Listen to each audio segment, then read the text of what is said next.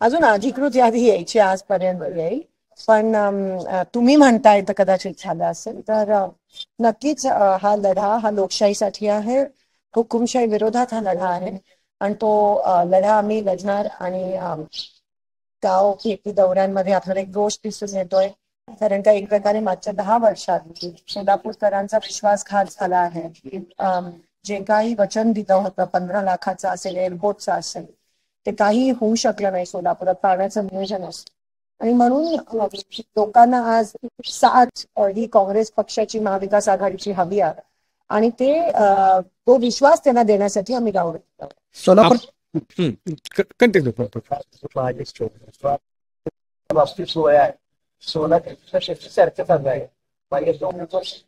मला त्याच्याबद्दल माहिती नाही. आमचं तर ठरलंय, आम्ही कामाला लागलोय.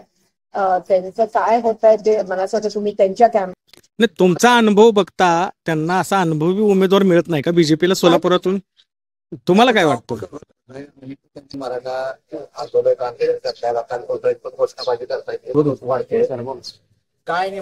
विरोध नाही आहे, त्यांचा विरोध नाही आहे. ते ठिकठिकाणी मनोज जरांगे साहेबांनी सांगितलं की ते करा, पण आता आचारसंहिता लागलीच होते. आता तो विषय नाही. आमचं तर समर्थनच आहे आणि नेहमीच समर्थन असणार आहे.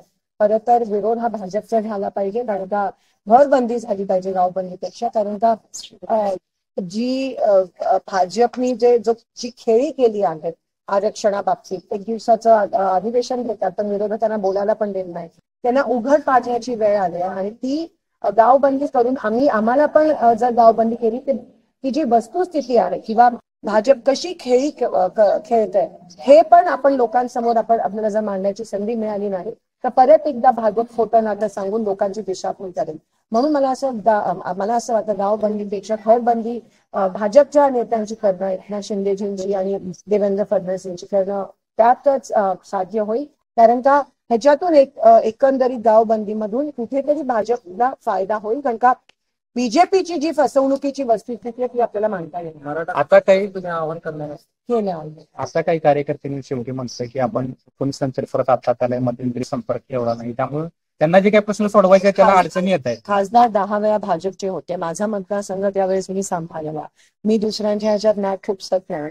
आपण विश्वास ठेवलेला की हे करतील, पण काय झालंय सगळे भाजपचे असल्यामुळे लोकांच्या वतीने बोलायला कोणी राहिलं नाही. तर लोकांच्या वतीने बोलणं म्हणजे भाजपच्या मंत्र्यांच्या विरोधात बोलणं ही हिंमत कोणात नाहीये, कारण का तिथे हुकुमशाही चालते.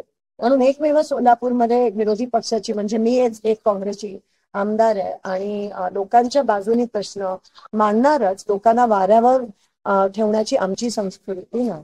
सोलापूरच्या विकासात शिंदे साहेबांचा सिंहाचा वाटा आहे, त्यामुळे मिळणारं यश समाधानकारक असेल की नेत्रदीपक असेल? 100% शिंदे साहेबांनी खूप विकास सोलापुरात केलाय. भाजपला तसं बघितलं तर 25 वर्ष सत्ता होती, म्हणजे 25 वर्ष खासदार होते, त्यांनी फारसं काहीच केलं नाही. मागच्या 10 वर्षात पण लोकांनी आषाढ भूतेनी त्यांच्याकडे बघून त्यांना एवढं भरघोस मतदान केलं, तरी खूप मोठ्या प्रमाणात लोकांचा विश्वासघात भाजप. शिंदे साहेबांचा 2 वेळा या मतदारसंघात पराभव झाला होता. दुसऱ्या आजमावता नशी, काय तुम्हाला आव्हान वाटतं किंवा कुठले मुद्दे तुम्ही आता प्लस पॉईंट देतं की आम्ही निवडून येऊ शकते असं वाटतं? नाही, लोकांचा एकंदरीत रोष भाजपचा तो दिसून येतोय. कारण का ना महागाई कमी झाली, ना रोजगार 2 कोटीचे मिळाले. आज तुम्ही दुष्काळ परिस्थिती बघा सोलापुरात, पाण्याचं साधं नियोजन हे लोक करू शकले नाही. आणि हे सगळं काँग्रेस असताना तुलनात्मक लोकांनी दोन्ही दिवस बघितले, लोकांना कळून चुकलंय की काँग्रेस असताना ही सगळी कामं व्हायची. जे तळागाळातल्या शेतकऱ्यांची कामं असतील, गोर गरीब युवकांची कामं, ती काँग्रेसच्या काळात झाली. आज रेशन दुकान सगळी ओस पडले, सिलेंडर 300 रुपये 1300 झालं आणि या लोकांना कळून चुकले. लोकांना आता भाजप वेड्यात काढू शकतात. 2019ला वंचितमुळे शिंदे साहेबांचा पराभव झाला होता.